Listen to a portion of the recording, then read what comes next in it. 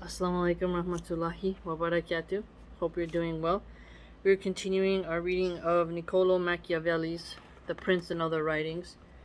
We have dug into what the nobility is. He's going to give us a couple more insights that I think you'll find interesting. I really like reading about different figures throughout history because it gives us a wholesome and more comprehensive view of all the different types of modes of consciousness on Earth. And you can learn something from anyone. And again, this is chapter 9 on the civil principality. Let's begin. Go ahead and listen to this as you are driving, you're on the train, you're on the subway, walking your dog, whatever fun thing it is you're doing. And in order to clarify this point better, I say that the nobility should be considered principally in two different ways. Okay, two different ways. Either they govern themselves in their proceedings in such a manner that they are entirely dependent on your fortunes, or they do not. Those who are bound to you and are not greedy must be honored and loved. Now this is very interesting. To be bound to you and who are not greedy. Among the nobility class, it might be hard to find someone like that. But he's emphasizing who you should admire more. Those who are not bound to have to be examined in two ways. Okay, two ways of examination. If they do this through pusillanimity and a natural lack of courage, then you should especially make use of those who are good counselors. Because in prosperity you will gain honor from them, and in adversity you will not have to fear them. Interesting. Good counselors help you gain honor, and you won't have to be as fearful of them. But when they do not commit themselves to you deliberately, and for reasons of ambition, it is a sign that they think more of themselves than of you, and from those men the prince must guard himself and fear them as if they were open enemies, because in adversity they will always help to ruin him. That is fascinating. Wow, I really like that one. Think about what he just said here. Let's put some annotations to that. So, you want someone to commit themselves to you deliberately. But if they don't, because they have ambition, that kind of makes it seem, and as very true, they kind of see themselves above being in need of you. And if that's the case, you need to kind of guard yourself from their maliciousness, their potential maliciousness, because when adversity arrives upon you and you're struggling, them being opportunists will pounce upon the given open window, which will lead, or at least help foster, your demise. So he's giving some solid advice here for us. Therefore, one who becomes prince by means of the favor of the people must maintain their friendship. Important. This is something very interesting, because he's highlighting how if the people selected you to rule them, keep their friendship. Keep making the people pleased with you.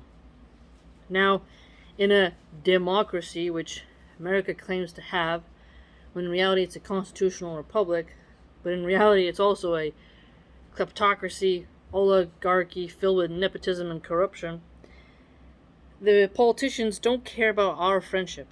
They care about lobbyists and globalism. They don't care what happens to us at all.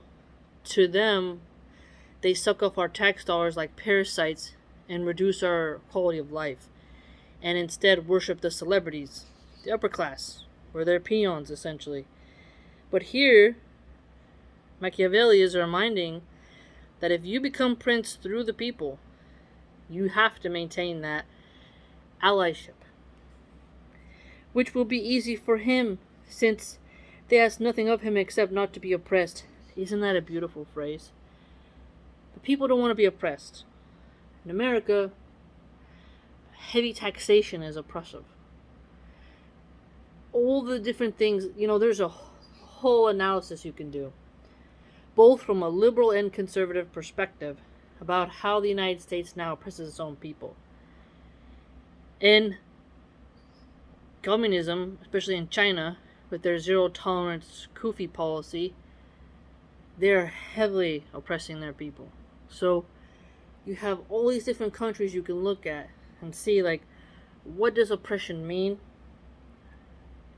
Do the leaders care about their people? And what do the people want? We want a sense of free movement. We don't want to be overly oppressed. So he has a valid point here. But one who, against the will of the people, becomes prince through the favor of the great, should before anything else seek to win over the people, which will be easy for him if he takes them under his protection. Because look at this, that's interesting. So if you got there and the people didn't want you there, he's contending that you need to win them over to your side ASAP. And you need to do that by making them feel safe and showing them you're going to keep everything safe. Now, let's contrast this example. Mayor Lori Lightfoot of Chicago has failed to keep her people safe. She says, well, I'm a black lesbian, so you can't criticize me. When, in reality, the criticisms is of her restricting gun rights of the common people and defunding police, and then having massive corruption and homelessness in gangs. So the cauldron of decay that these people are forced to endure, they don't feel safe. And she has failed as a politician. The people who put her there to keep her people safe. Same with Gavin Newsom of California. They restrict gun rights, so innocent people can't defend themselves from looters, home invasions, robbers, carjackings, thugs everywhere. And Gavin Newsom actually, during the lockdowns, released over 60,000 inmates because he said he was worried about them catching the sweet and sour sniffles. And he also has legalized loitering for prostitution, which means there'll be more gang violence and human trafficking, which makes neighborhoods less safe and breaks up the family home because now men have more of a temptation outside. So it's disturbing the home and they don't feel safe. The wife doesn't feel safe with those nasty chicks outside. Like, mamas don't feel safe to walk to the grocery store because there's drug dealers, thugs, and pimps everywhere. And they can't get easy access to legal arms to defend themselves, while the liberals also have defunded police. So by defunding police, having less police officers, and treating the police officers badly, the thugs have taken over many aspects of our life and made us feel less safe. So Gavin Newsom, who survived his recall, and many people have speculated that was a bit of corruption, but liberals won't let you say that online. I voted to recall him. He doesn't deserve to be in his position. He's the nephew of Nancy Pelosi, so we feel like there's some corruption there. And so she and him, all those politicians who have betrayed their people, don't make us feel safe and protected. So again, they don't have our friendship. Only the upper class liberals who live in gated communities feel safe with them. And those people who have to endure the poor security measures that these liberal politicians have made don't feel safe. And we don't want Gavin Newsom there, but it feels as if the powers that be made him be there because he plays ball.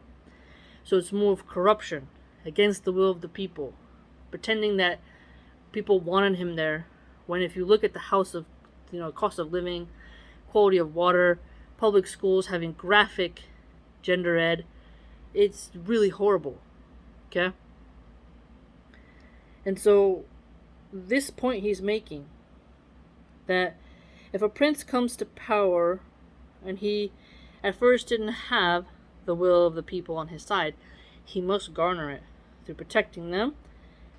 So what you have here is two examples. The prince has to maintain their friendship and offer protection. Essentially, today's politicians don't care about doing that to the people. Okay? They don't even care about representing the people. They represent themselves and leech off of the tax dollars and fly around on private jets while lecturing us about why we shouldn't have a gas-powered SUV. The hypocrisy is glaring. Okay? And because men, when they receive good from those from whom they expected evil, feel more obligated to their benefactor, the people will quickly become better disposed towards him than if he had achieved princely rule through their favor. Now this is fascinating right here. So, if the people thought you were going to be a despot, they thought you were going to oppress them, terrorize them, ruin the economy, and whatnot, but in fact, you did good. They're actually going to think better of you. Like, oh, wow, I didn't expect this from this guy. Whereas, if you look at Joe Biden, we, like, oh, this guy, has the media covering up all his mental defects. It's just a huge liberal conspiracy of hiding every wrong thing this loon has done. You feel betrayed. You see his evil, and then you see the charlatans and the grifters who are pushing his narrative for their own personal gain, especially on YouTube. And so you're not disposed towards him, which the polls show he's going down. If, let's say, we get someone else in there in the future who the liberals are saying the sky is falling, you know, this person's horrible. They get in, they repair the economy, lower inflation, fix the border, get us good standard of health care, get peace with Russia, you know, all these different things. People would be like, oh, guess it wasn't so bad after all. So hopefully we can get that in the future. But I really did like how he pointed that out, that if you're a ruler, be good to the people, especially if they expected evil from you, because this actually will bond them to you better.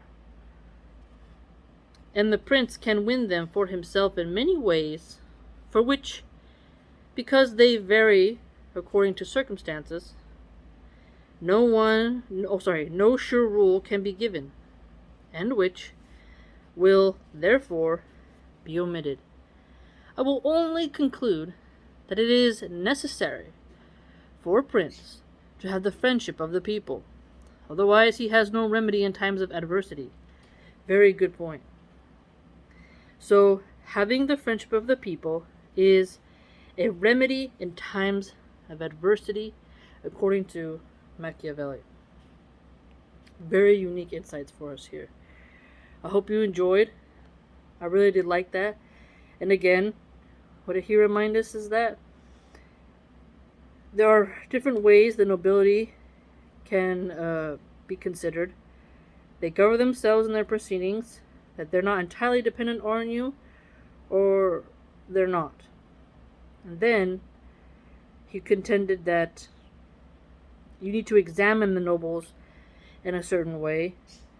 You need to see if they will be good counselors, so you can use them to gain honor and help you during adversity, or you need to look at them in a way where you see they haven't committed themselves to you, and they have deep ambition, and that you need to recognize they're thinking more of themselves than you, and you must guard yourself and have a tad bit of fear of their agenda, because indeed they have shown themselves to be open enemies, and they might, most likely, according to Machiavelli, help to ruin you when adversity arrives upon your shoulders.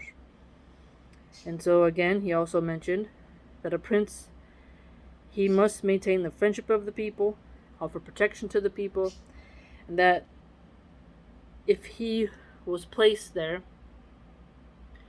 against the will of the people, and they expected evil from him, a way in which he can get the people to bond to him is by exceeding their expectations and being just and making them feel good, and that they will return the favor doublefold to him.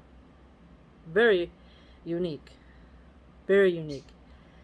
I really like how he put emphasis upon friendship of the people being a remedy in times of adversity, because revolutions happen when the people hate their ruler. And if you want peace and tranquility, you want the friendship of the people so they don't want to rebel against you. Makes a lot of logical sense. Hopefully, you learned something. I know I did. Have a good day.